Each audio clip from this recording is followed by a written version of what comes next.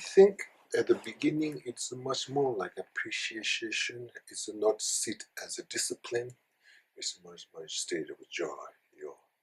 You are happy to, you are joyful state of abiding. I would say like that kind of. It's like, for example, autumn full moon, when you have like this kind of like a very, your awareness is that interaction with that clear sky. This is a way of abiding is a basic state of joy. Yes, you can joyful state of abiding. So, so again,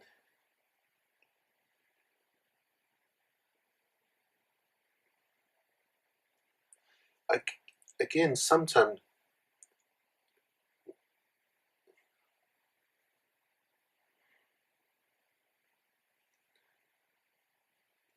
our habit, time to time, glimpse of things happens in our life, state of wonderingness, mesmerized, kind of like a absence of activity.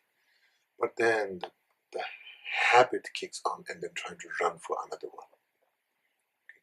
So here, when you're resting into the dead nature of a mind, is a one of the most obstacle is where as a desire realm, we have a craving and clinging. This mind can be interrupted. Even you make through the effort, you reach into that summit and trying to enjoy that panorama, but you're trying to see, oh, maybe there's a more better panorama in another side of the mountain. So here, the most how to stay still is usually, even the meditation in nature of a mind, sometimes very much require injection of a meditation of impermanent, because mind can go there, but mind is not able to stay there, because mind wants to all the time see other side more better. Even you're able to get into the clear luminosity. But we need to have that kind of wisdom protection, wisdom guidance, or wisdom blessings, something that's contentment with the resting in the nature of mind. There's some kind of quality. Just by seeing the nature of mind may not necessarily contentment, because even in resting in the nature of a mind, we are not necessarily kind of purifying the imprint of cravings and so on and so forth. So therefore, as a desire in having. So the key point over here, in part of the journey into the resting into the nature of mind, I think side by side some kind of a meditation into the impermanent, seeing of the nature of reality, this habit, this imprint, this impulsive may interference, not able to rest. So way to abiding is a sense of that joy should be a sense of state of a satisfaction.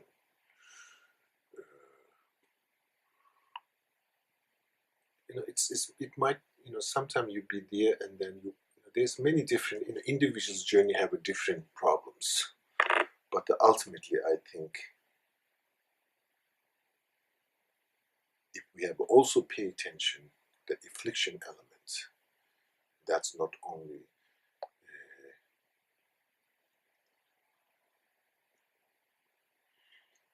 basically craving and clingings, these things are not just by plugging off, they will reduce.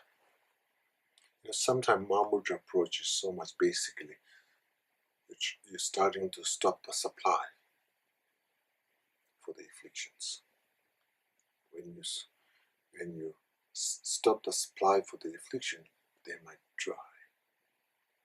There's one another way of approach looking, but because our imprints and seeds of afflictions are so strong. For a certain extent, just going into the Mahamurda conventional nature of mind meditation, we're able to bring some level of a drought for the affliction, but still it have a tremendous power still.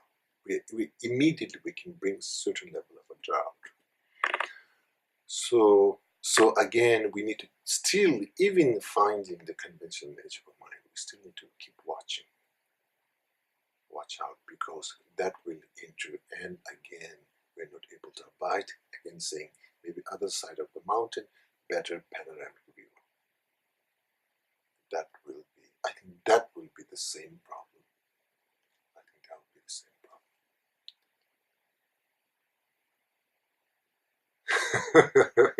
Maybe other side of the nature of minds may be better. Anyway, I think that will, so therefore, sometime in the Lamrim, when you look at it, although Shine section is talked so much about the concentration, the methods, and all the steps,